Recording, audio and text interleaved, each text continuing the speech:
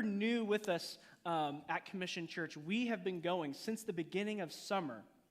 We have been preaching through the epistle of Galatians. So Paul wrote a letter to the Galatian church, and last week we've been going through this verse by verse pretty much the entire summer. And last week, David Bailey shared with us from Galatians chapter 4 that Paul was perplexed because the Galatians, who had once experienced life, they'd experienced Jesus' life, right, through the cross, through salvation, through Jesus. They'd experienced freedom, but then all of a sudden, these people came in and told them, you have to keep living like Jews. And from living in a life of freedom, they found themselves living in a life bound to the law. They found themselves going back to the thing that they had been bound to initially. In chapter 3, we see that the law was not bad. The law wasn't something to avoid, but the law was only a placeholder until Jesus was able to actually give us the power to do what the law said we should do, but we actually didn't have the power to do it. And so Paul, last week we talked, he was perplexed, he was confused that they kept going back to the thing that had actually bound them. And so this morning we're going to talk about what it means to be a slave and why people will always try to re-enslave you. And Paul's going to use a picture here. So the passage we're starting with this morning is Galatians chapter 4, and it starts in verse 21. And Paul is going to use a picture of two women to explain why we always go back to living a life of bondage. And so this is what Paul says in Galatians chapter 4, starting in verse 21. He says, tell me. So remember, in the previous verse, if you look at verse 20, he says, I'm perplexed by you.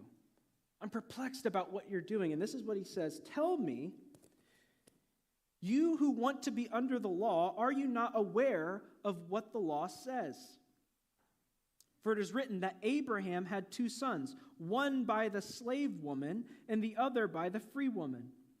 His son by the slave woman was born according to the flesh, but the son of the free woman was born as a result of a divine promise. These things are to be taken figuratively. The two women represent two covenants. One covenant is from Mount Sinai and bears children who are slaves. This is Hagar. Now Hagar stands for Mount Sinai in Arabia and corresponds to the present city of Jerusalem, because she is in slavery with her children. But Jerusalem, that is above, is free, and she is our mother, for it is written, be glad, barren woman, you who never bore a child, shout for joy and cry aloud. You who were never in labor, because more are the children of the desolate woman than of her who has a husband. Now, brothers and sisters, so he's given them this framework, and this is what he says. Now, brothers and sisters, like Isaac, you are children of the promise. So he says, now you, like Isaac, are children of the divine promise. At the same time, the son bore according to the flesh persecuted the son born by the power of the Spirit. It is the same now. But what does Scripture say? Get rid of the slave woman and her son, for the slave woman's son will never share in the inheritance with the free woman's son. Therefore, brothers and sisters, we are not children of the slave woman, but of the free woman. So I want you to not be confused or perplexed by this passage. Some of you may have read that. Some of you may have been listening along and been like, I am so confused. Okay? And if you don't know the story of Abraham and Sarah and Hagar, then you might really be confused. You might be extra confused. But I promise, by the end of this morning, you'll understand that this is not a complicated message, but this is a message that says you have two choices. You can either be a slave or you can be free. But the choice is yours, and all you have to do is decide. So don't be confused by all these complicated words of places and things. We're going to parse through it and go through it. But the main idea I want you to know this morning is that we are free. Okay? He says that. We are not born to the slave woman, but we are born of the free woman. We are free. But here's what you need to know this morning. People will try to enslave you. We are free, but people will try to enslave you again.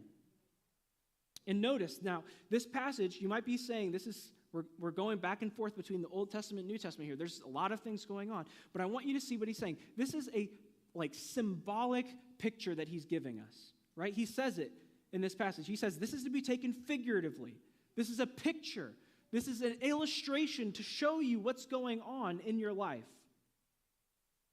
And so what Paul is saying is that it's only through Jesus that you will find freedom. And we've been talking about this, and hopefully you're not finding this to be repetitive. Because really, we've been preaching the same exact message for the past 2 months. But the sad thing is, some of us are still not getting the message. We've been preaching the same letter for 2 months, but some of us even today are still living as slaves under the law. And the reality is, even when we do good, even when we come back to Jesus, even when we say, you know what, I just believe that Jesus is the one who's going to free me, sometimes, just as Dave said last week, we come back to our old ways. We come back and look to what can I do? To what do I have to be? To I'm bound by the things that I am instead of being free by who Jesus is. And so this morning, I want us to look through this picture of Hagar and Sarah. Because notice, we talked about this a little bit a couple of weeks ago. We used to be slaves to the law. Pastor Fell shared a message from Galatians chapter 3, the last section of Galatians chapter 3 to the first section of Galatians chapter 4. And it says, the law was not bad. It was a placeholder. It was a custodian. It was a guardian until you were able to experience the fullness of Jesus. And it's only in Jesus that we're freed from the law and we're able to experience full life. But that requires not works, but faith. So remember, we talked about this a couple of weeks ago. It's not by the works that I do, but it's by the faith in Jesus that we are able to experience freedom. And so look at what Paul says here. We're going to go back really quick to give us some context for today. It's in Galatians 3, verse 23. Before coming to this faith, we were held custody under the law, locked up until faith was to come. The faith was to come to be revealed. So that the law was our guardian until Christ came. So Paul here is giving us some real imagery. Paul here is sharing that, the law that you actually claim to believe in, because he's talking to first century Jews. And if we know anything about first century Jews, is that they love the law. If you read through the Gospels, it's very clear that those Pharisees and first century Jews, they idolized the law. That was all they thought about. Whether or not they were breaking the law, whether or not they understood the law, whether or not their rabbi understood the law. And he's saying that one thing that you hold on to is actually the thing that enslaves you. You Jews who think the law is your salvation is actually the thing that is holding you captive to experience what God wants for you. And so Paul here is saying, he's using explicit language that shows they are actually enslaved and captive by the law that they hold so desperately to. These Jews are holding on to the chains that are wrapped around them. Actually, Lou, you'll come up here really quickly. This is the fun part. And this is where I'm not going to get any Instagram views, but that's okay. All right, Lou, come up here really quick. All right, I want you to take this. Come on this side, actually. You're going to have to pick me up, so I know you can do it. You're stronger than I am. Actually, you should be good, actually. Just go ahead and start wrapping me up, all right? At least leave me one arm, preferably my right one since I'm right-handed. Or, not too tight, okay? I know you're strong, but not too tight. Okay, I gotta, Lou, not that tight. I gotta breathe, bro. Golly. Don't say that. Hope I can do this one. No, not that hand. I got to have this hand still. Keep going. Thank you. I told you you'd enjoy this. She was like super scared I was going to have her eat an egg or something. So when I was in college, I went to a private college, so they had curfew, heathens. But when I was in college, when you're a freshman at Evangel, you have a curfew. I think it's at 1 a.m. It's not really a curfew. Like, what do you do after 1 a.m.? Trouble, that's all you do. So that's probably why they had their curfew. But, like, so I came in as a transfer student because, okay, like, give me a little bit more breathing room. I got to be able to live after this. You're too strong. I told you to tie me up, but give me a little breathing room. So as I was going into college, I came in as a transfer. In Evangel, they only have curfew for freshmen, okay? So when I came in, I only had curfew for one semester because I transferred in like 30-something credits, and it was great. So what I noticed was that, like, as curfew starts getting close to happening, right, it's a law. Like, they are very strict. They have these guys that drive around in the parking lot in their little police car, right?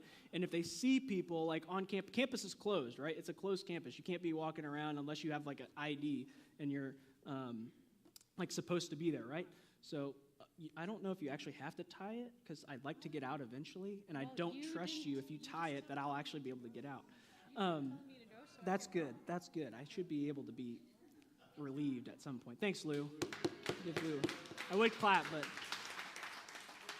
So when I got to Evangel, I noticed that campus starts closing down as curfew gets there, right? And funny story, there's naughty people anywhere, okay? Don't feel like if it's a Christian place that they're going to be great. There's naughty people everywhere. So me and my friends, being antagonistic people that we are, right now, my friend, actually, I'm going to have lunch with him later. He asked if I still have my Nerf guns. I have the Nerf guns that have the little ball things that shoot really, really hard. You know what I'm talking about? Like, not the dart ones. Those are for the weak. Like, these are like wannabe paintball, like, things, right? So they're like little squishy balls, but they, like, actually hurt if you get shot with them. So we figured out that people at, like, before curfew, because they had to go home before curfew, right? There'd be people, though, who wanted to go see their little special friend, right? And there was these rooms in the Fine Arts Building that most people never went to. But we found out that the people who wanted to go see their special little friends, right, and have a little kissy kiss session or something like that, right, that's where they would go, okay? So we would wait until right before curfew, and we would run from our building, which was right next to the Fine Art Building, and we would run through there with Nerf guns to shoot people who were making out in these rooms. And then curfew would happen, so we'd run right back, right? It was hilarious. People would, like, freak out because we'd literally run in there with Nerf guns and start shooting people, and they'd flip out. Hilarious, right? Am I actually 16 seconds over time, or did that not start? Okay, I was about to be like, we're never leaving. I'm literally never leaving. As we're talking about curfew, like, one time I remember this, my friend, he didn't have curfew, right? He was an older student. But at Evangel, if you went to visit a girl's dorm, you had to check in. Okay, so they wanted to know if there were any guys in the building. Reasonable, right? Okay, so he checks in, and they went up to her room, and they were talking and having fun, and all of a sudden, my friend found out that his girlfriend passed, like, a test or something, right? It was just something to celebrate. It was like a big thing. And they're like, hey, let's go to Applebee's for half-price apps, okay? Something college students do. If you're not in college, you're just going to do it. You're going to experience it at least once if you go to college, I promise. And so they all were like, yeah, let's go to Applebee's. So they all ran down the stairs. And at Evangel, there's a staircase that has an exit out of the dorm. My friend forgets to check out of the dorm. 1 o'clock rolls around. There's still a guy in here. And notice, he doesn't have curfew, so he's able to come back after curfew, but he forgot to check out. So they run up, bust into the room because the door's closed and the lights are off. And they're like, what is going on, right? Okay, you can imagine what the RAs are thinking right now. They're about to go crazy on a kid, right? RAs love this kind of stuff. They get to flex their power, okay? But they bust into the room, and he's not there because they had left to go to Applebee's, right? Nothing nefarious was going on. They just forgot to check out. My friend who didn't have curfew was given curfew for 6 months because he forgot to check out. My friend was a Bible student. Okay? This is a good dude, right? And we joke now that if he was able to get on alert status 1, anyone could put on alert status 1. But so all that to say, my friend was living out of the law of curfew, but because of a mistake he made and the things that he chose to do, he was placed back under the law from which he was already free from. And I could go whenever I wanted because I don't get in trouble. I might do the thing to get in trouble, but I'm not getting caught. That's just called being the firstborn. We're just wise enough to pin it on the next kid. That's not true. Torrance, I promise I didn't pin things on you when you were a kid. But this is the reality in which we live because we oftentimes find that it's funny to poke things like jokes about people who do stupid stuff to themselves, but we do it all the time. We do this to ourselves all the time when we know for a fact we live in the freedom that Jesus offers us, but we keep running back to the things that have enslaved us. We keep running back to the things that we know God doesn't really want for our lives, but it's easier to do that because it's clean. It shows us what we're actually supposed to do. But God doesn't want us to be bound by the rules. He wants us to be freed by Jesus. The rules are part of living under Jesus, but that's not the point. We have made the law so valuable that we've invalidated Jesus. And that's the world we seek to live in because we would rather know what's right and wrong than follow Jesus. We would rather be able to point fingers at other people instead of point fingers at ourselves because if we really were to live by the law, you would know that you don't cut it. And that's what Paul is saying. Paul is showing these people that there are two ways in which you can live. You can live as a son of this slave woman, or you can live as a son of this free woman. And let's look at these two women. Because these women, Paul says, are two contrasting covenants. He says these women represent two covenants. The first one being Hagar. She's the slave woman.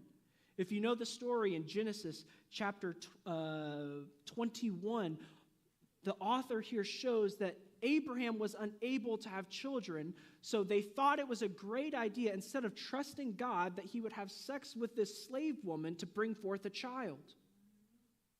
And so Hagar, his wife's handmaiden, comes and lays with Abraham, and all of a sudden, Abraham has not lived in the freedom that God wanted to give him, but he's taken into his own hands.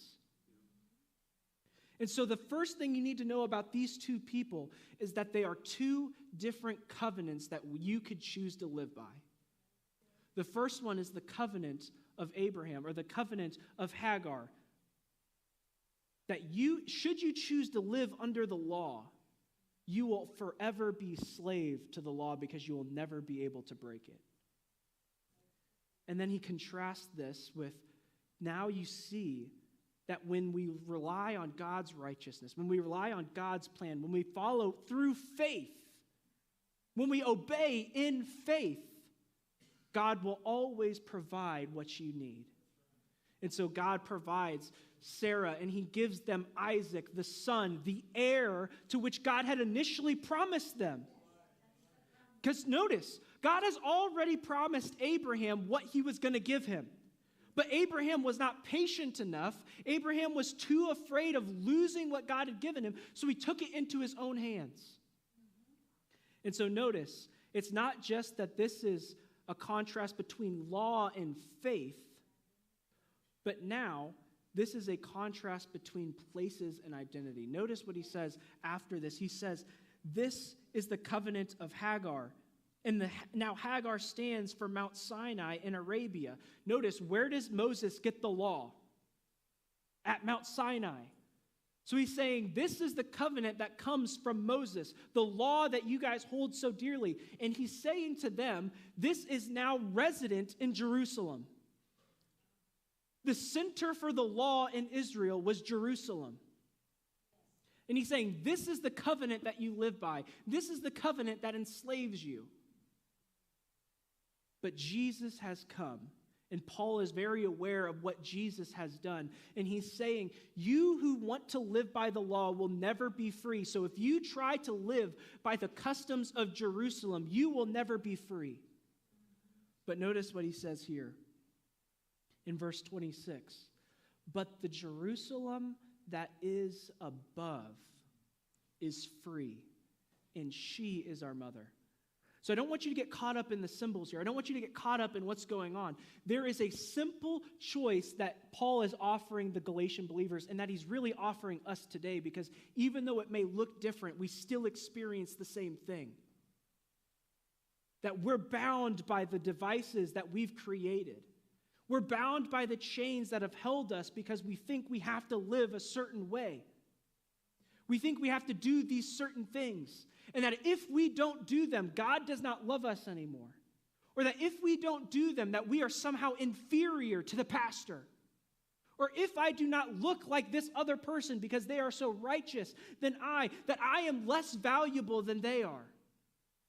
And these things have bound our minds and bound our hearts to prevent us from living the life that God has wanted us to live. And that life is a life of being a commissioned follower of Jesus that is able to encounter God daily, able to connect with the community around them, and ultimately that is able to impact the world that God has put you in.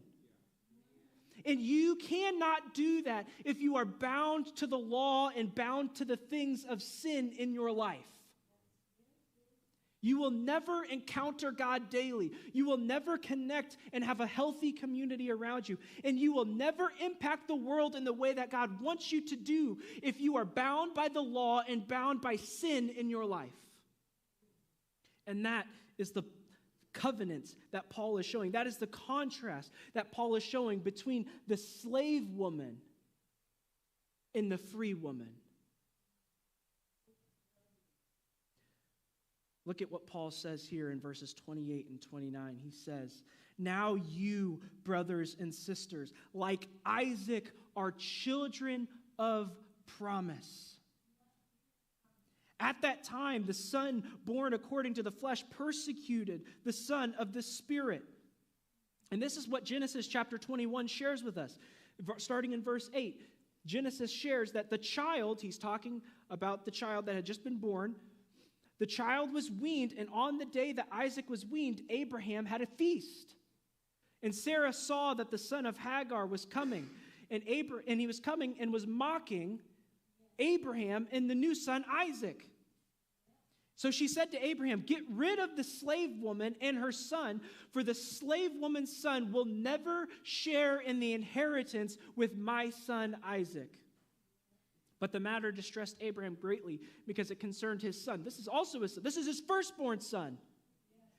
Why would I get rid of what I know and I love?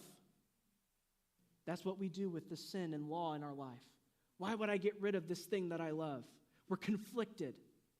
But God said to him, "Don't be distressed about the boy and your slave woman. Listen to what Sarah says to you, because it is through Isaac that your offspring will be reckoned." It is never through the law that Jesus will be reckoned. It is only through faith that Jesus will be revealed in your life. The law will show you why you need Jesus. The law will show you why you fail. The law will tell you why you shouldn't sin, but it will never actually reveal Jesus, because the only thing that actually will reveal Jesus is Jesus. The law is not Jesus. The law was the placeholder, the guardian, the substitute until Jesus was revealed in your life. And he says this in verse 13, "I will make the son of the slave woman a nation also, because he is your offspring." Early the next morning, Abraham took some food, a skin of water, and he gave them to Hagar, and he sent them on their way, wandering in the desert of Beersheba. So he sends the son away, and they're sent to wander in the desert.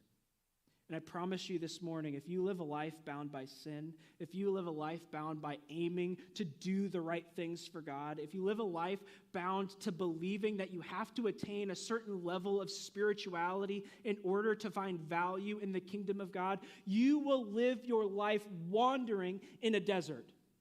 You will live your life bound to chains, wandering in a desert, because you will never truly experience freedom if your life is focused on the law. Now, brothers and sisters, you, like Isaac, are children of the promise. Paul reminds us in this story that the Judaizers are mocking these believers. The Judaizers are the ones who are telling them, you have to be circumcised, you have to follow the feasts, you have to go to Sabbath, you have to do all these things in order to experience salvation. Notice that the customs of the Jews were not bad. God was always telling the Jews to do the customs, but it was when the Jews made them more valuable than their relationship with God that they found themselves captivated and trapped by the very thing that was hoping to bring them salvation. That is what Paul is reminding the church of Galatia, and that is what Paul is reminding us today, is that when we take our eyes off of Jesus and we put them on things of our righteousness, even good things, we will still fall short of the glory of God. It would still fall short of the glory of God. Because the law is not worthless. The law is not bad. But when we place the law so highly in our lives that it competes with Jesus instead of pointing to Jesus, we have become slaves to it again. Because the law's goal, righteousness' goal was never to actually be Jesus. It was simply to point us to him. Friends, we are free, but people will try to enslave you again. The worship team wants to come and join us on stage this morning. And actually, if Lou wants to come and start unraveling me.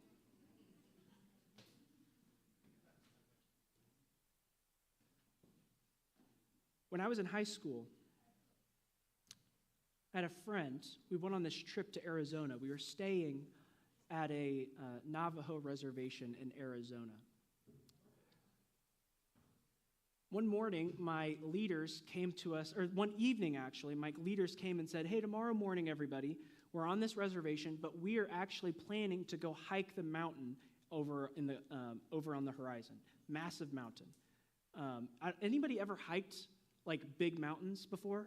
You know what I'm talking about? Like, I'm not talking about like Missouri, okay? We don't have big mountains, okay? So like hiking up Longview doesn't count. Unity Village Trail does not count, okay? If the incline is under like 3%, like that's not even an incline at all, okay?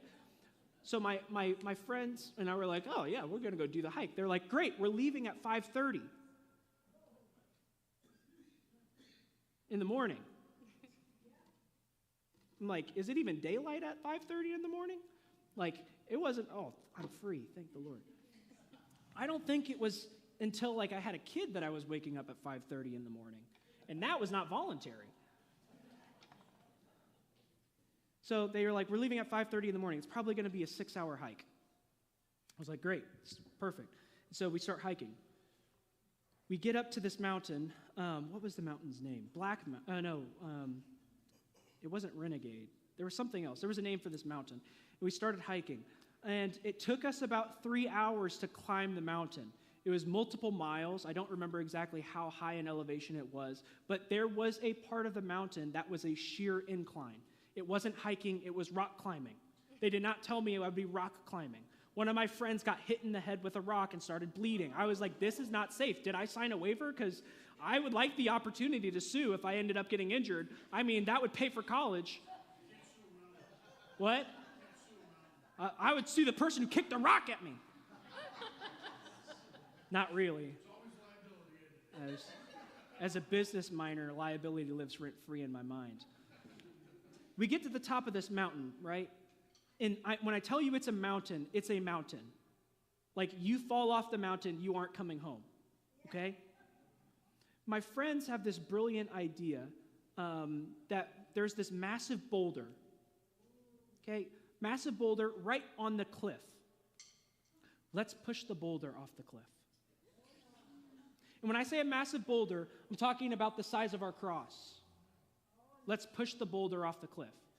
There's nobody down there. Let's just see what happens. So my friend on the cliff is straddling a rock with a stick trying to push this massive boulder off the cliff. And when I say straddling a rock, I mean below him is 50 feet drop. Should he tilt, he's falling. And so me, being the smart and wise 16-year-old that I was, said, "You're an idiot." Then his girlfriend walked up. She freaks out. Rightfully so. Her boyfriend is 2 feet away from dying. All he has to do is start tilting. All he has to do is lose his balance, and he falls to his death. She's freaking out. She's absolutely losing her. She is screaming at him, "Get down, get off of the cliff, stop doing this." There's 4 of these dudes trying to push this rock off the edge of the cliff. And she is absolutely losing her mind. And I grab her and I say, "You have to walk away. You are going to make things worse." And so we start walking. She's losing her mind. She's crying, about to absolutely freak out because rightfully so, her boyfriend could die for nothing. And she's losing her mind. Because so often in life, we are the ones who put ourselves back into bad situations. No one forced these guys to do this. They thought this would be a brilliant idea. And so you know what they did? They did the stupid thing. And so often in our lives, we realize we have the ability to do whatever we want. We have the ability to experience the best of things because the view at this mountain was brilliant. We got there and the sun was rising up over the horizon and we were able to see for 20 miles. It was pristine. You couldn't see a cloud in the sky. You could see all the way to the closest city, which you had to drive 30 minutes to just to get water. And we could see the city in the horizon. But what they decided to do was put themselves in danger in an activity they could have never accomplished because they were never going to move that boulder. That boulder weighed 7,000 pounds. They were never going to move it. But they put themselves back into trouble. And we often put ourselves into trouble. We're the ones who slave ourselves to trouble. And let me encourage you, just like the Judaizers were causing and persecuting these people in Galatia, there are going to be people in your life who try to persecute you. There are going to be people in your life who try to make you live according to a certain law. But more often than not, it's not going to be the person next door or the person at church or the workplace. It's going to be you. You're the one who keeps bringing you back to the bonds of slavery.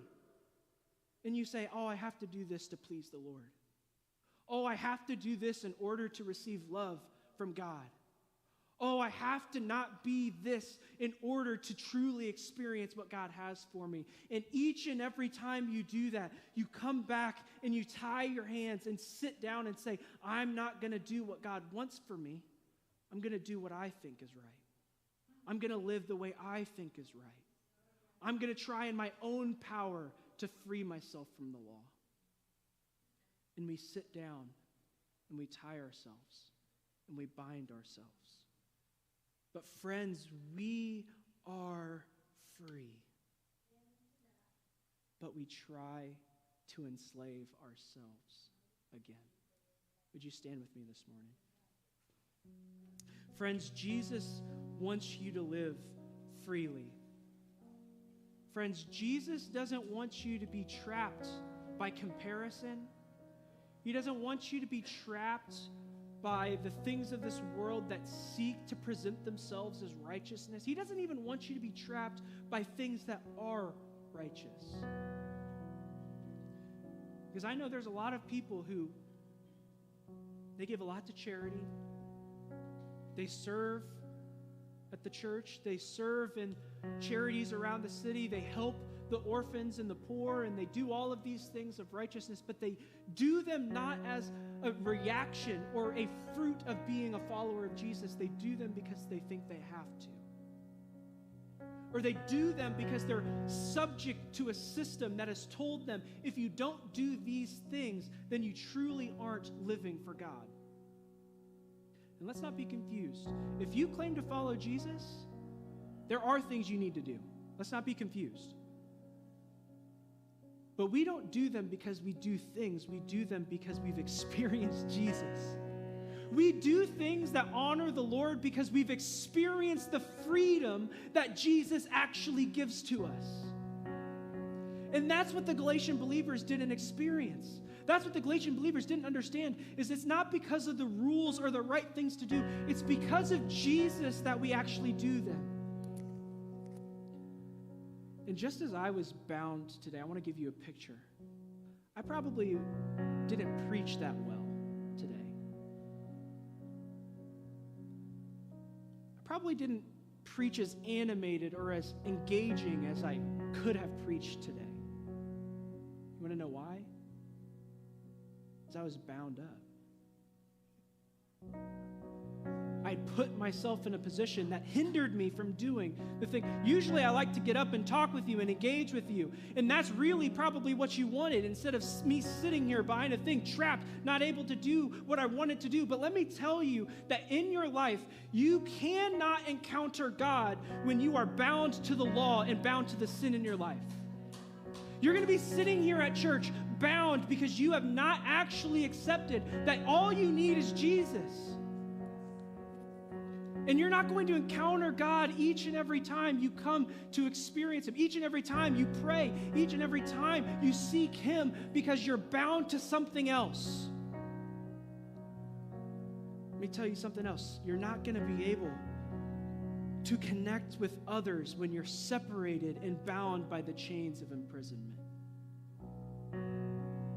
When you're living a life that's focused on works or focused on things or focused on other aspects of how religiousness can impact your life, you will be so preoccupied with those things that you will miss out on what is happening in the community of God.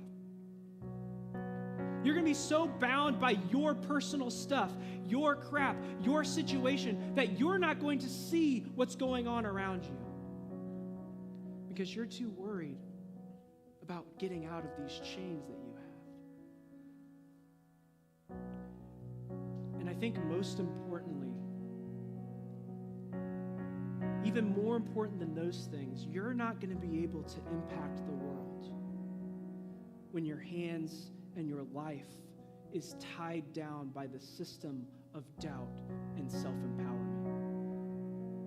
So this morning, I think there's probably people who've experienced Jesus before.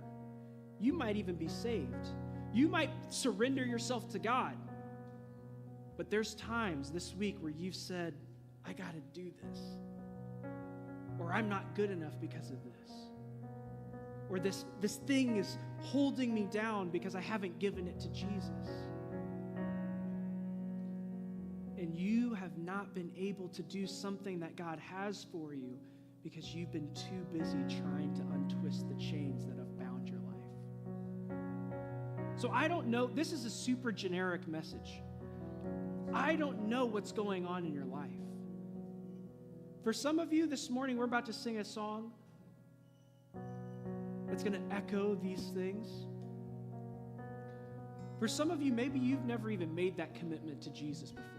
Maybe for some of you, you really are an actual slave to the law because you've never even experienced Jesus before. If that's you, our prayer team will be down here when we start singing. They would love to pray with you. And if that's you, step out of your seat and come pray. If you've never experienced freedom from Jesus, come and experience freedom today. Don't wait. But for most of us probably here today, we've experienced freedom, but we have come back to those old things in our life. We've come back to those old ways of thinking that we have to do these things. We aren't good enough. We have to live a certain way in order to project to everyone else that I'm righteous, that I'm good, that I'm holy. Even though I know inside that I'm not, I have to project that so they see it. I'm not good enough to serve. I can't serve. I got to deal with this first. I can't go talk to someone about Jesus. I gotta deal with this other stuff first. I don't want to get involved with the life group. I gotta clean up stuff first. I got to dip out on Sundays, really. I don't want anyone to talk to me. I just want to come in, hear a message, leave. I got to get out super quick so that nobody asks me how my week is. Because if they ask me how my week is, I'm either going to have to lie or I'm going to have to tell them all this stuff that happened. Maybe you've been experiencing some of those things and you just need to give it to Jesus. And I truly believe that Jesus can meet you in a seat. I truly believe Jesus can meet you where you are. But if you want to surrender something to Jesus, I'm going to ask you to come and take a step forward. You can even come start now. Come and meet him at the altar, because I think when we take action steps of faith, Jesus take action steps to meet us. And sometimes we don't want to admit what's going on in our life, but we know that there is something holding us back because we haven't released it to God. And maybe that's not something that you've experienced that's a sin, but maybe that's just something that you've not actually allowed God to change in your mind. So this morning, we're about to sing a song. It's an old hymn. I love it. We're singing that one, right? Praise the Lord. One of the last lines of that song says this: prone to wander, Lord, I feel it. Prone to leave the God I love. Here's my heart, Lord, take and seal it for thy courts above. Because isn't that really what we do each and every day? We want to do what God wants. We want to follow God, but God, I wander. I leave you each and every day because I know that you have life for me. I know that you want to work in my life. I know you want to free me from all the stuff that I'm feeling with, but it's easier to come over here and wander by myself. It's easier for me to just live in my own doubt. It's easy for me to live in a system of religiosity. So this morning, as we sing that song, would you reflect on those words? And would you reflect on the words of Paul that says, brothers and sisters, just as Isaac was the child of the divine promise, the child of freedom, now you are the children of the promise. So this morning, as we reflect, would you embrace the freedom that Jesus has to offer you this morning?